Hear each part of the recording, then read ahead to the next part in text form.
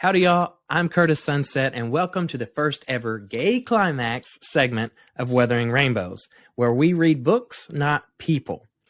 Today, we are going to be reviewing Aristotle and Dante Discover the Secrets of the Universe. But first, I just want to tell you, this is some new content for our channel. If you love it, tell us about it. If you have books that you want us to read and review, drop them in the comments. We're going to basically, these are only going to be books that I have personally read all the way through. I'm not going to review things that I haven't read or, bring books to you that, I don't personally know about. I'm going to give some of my loves about the book and some of the caution points, things that, I didn't like as much, or that you might want to know before, reading the book. There might be triggers and things like that that I just want to make you aware of. I'm going to try to do all that without giving any spoilers. So we're going to jump right in because it's the holiday season. And if you're like me, you love a good book around the holidays, especially if you're going through the holidays alone and you just need some relaxation, or maybe you just need an escape from family, right? Your crazy uncles or whatever that are anti-LGBTQ, and you got to listen to them rant and rave about politics. So escape with a good book. This is going to be the first book that we review, and it was written by Benjamin Alire Saenz, and it was published in 2012. I always like to talk a little bit about the author. It's amazing that they're writing these books today. You can walk into any store and see a full LGBTQ section almost. That was not the case when I was growing up, so it's incredible to see today that these books are out there and they exist. This book actually won the Lambda Literary Award in 2013. And the author was recently out. So he came out at the age of 54 after being in a 15-year marriage with his wife. And 3 years later, he wrote this book and it was on the shelves.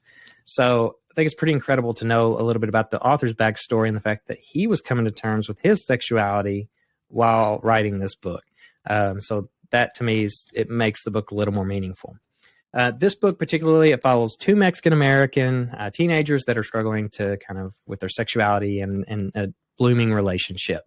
Also kind of incorporates their families as well as societal views towards gay people in 2012.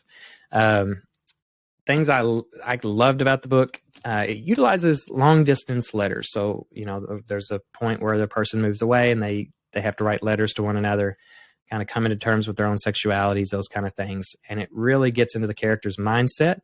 So if you're coming out or you want to come out and you're a young adult, this is going to be a great book for you because you're going to learn a lot about kind of those inner emotions that you're going to experience.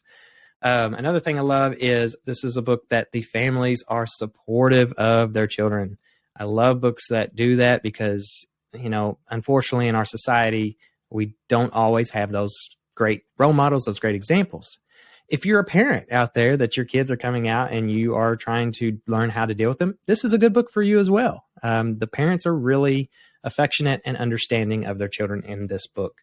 Another thing I love is kind of the natural progression of the love story. It's not one of those things where a person's like fully outed, and it's like catastrophe type of book that can honestly cause a lot of shell shock if you're LGBTQ and you've dealt with those kind of things.